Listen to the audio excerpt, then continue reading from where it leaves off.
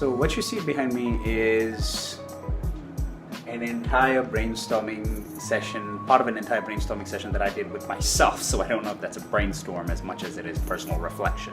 It is an experimental game plan at best on how I can get the most out of life and every day. Just as a little bit of a quick background, I've had, I used to suffer from depression, but it was not like chronic depression. Actually, no, wait, I'm completely lying. I think it was chronic because every 15 days, yes, probably chronic. And I dealt with that season, thankfully, because of a really sweet gentleman named Nimrod Brookman, who is a sports psychologist who works here in Bangalore, who's kind enough to say, okay, you're a comedian, you have nothing to do with sports, this is not gonna look good on my resume, but I will still take you up instead because it's just so intriguing. Because I relate a lot to sport analogies. If you can see over there, I've got a list of names. You can't read it right now, but that's Kobe Bryant and Tom Brady. Those are like the top 2 names on a list of 5 names there that I find really inspirational. I started going to this guy and he gave me a lot of tools and tips that could just really help me practically.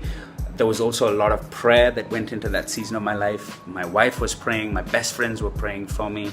And that was some time ago now. That's been about 2 years now since that entire season of my life. But off late, I've been feeling unmotivated again. I've been feeling just no focus. And I was just wondering where that's going. And so one of the major lessons I've learned, oh dear God, do you really have to poop in your pants?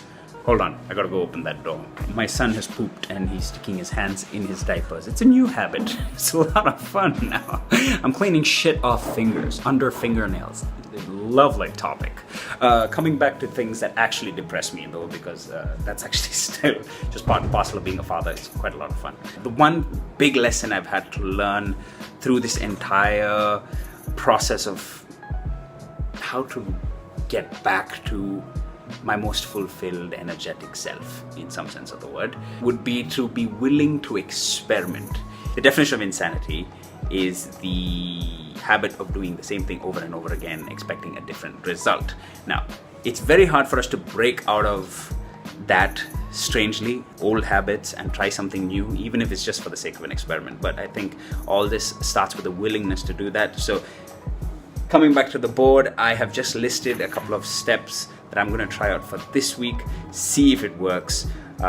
You're welcome to join me on this journey, and I will keep talking about this. I have right now split my day up very simply into 4 sections. One is the couple of observations I've made. I'm a very happy person if I wake up as early as possible in the morning. And when I say as early as possible, I'm talking 3 a.m., 4 a.m. That's right, night owls, get with the program. So I've kind of split the day up right now into pure creative work, which is for the first, just the initial, the really early in the morning when I feel like I'm just the happiest.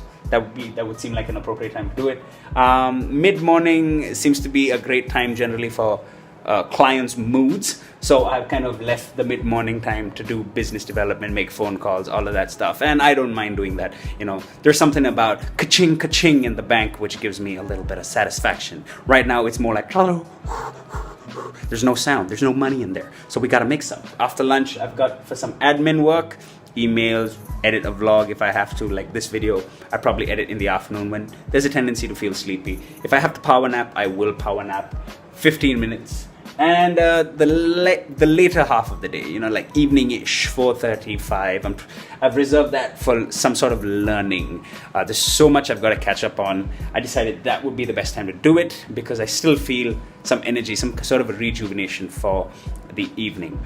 In addition to all of this, now of course this is ideal if it works out this way every day. Unfortunately, I know experience has taught me it doesn't always work out like this. So the other thing I've got to be open to is just making leeway, making room for things that can happen that demand my immediate attention. Like right now, I gotta go clean a little boy's fingers.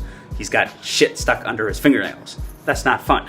And it's gonna take some time to clean out. There is discipline that's required, but I need to have some leeway. So this is kind of my work schedule for now. What I'm building around this is also just some time every day.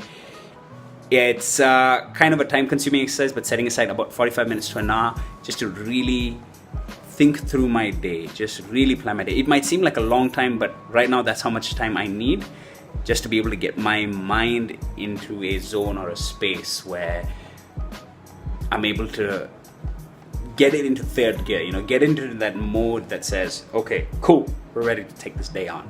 So that is what I'm gonna do now. I'm just gonna try to, in a nutshell, do things that build my energy up and don't take away from it. And like I said, join me on the journey and let's see how this week turns out. It's just a 1 week long experiment. Let's see how this pans out.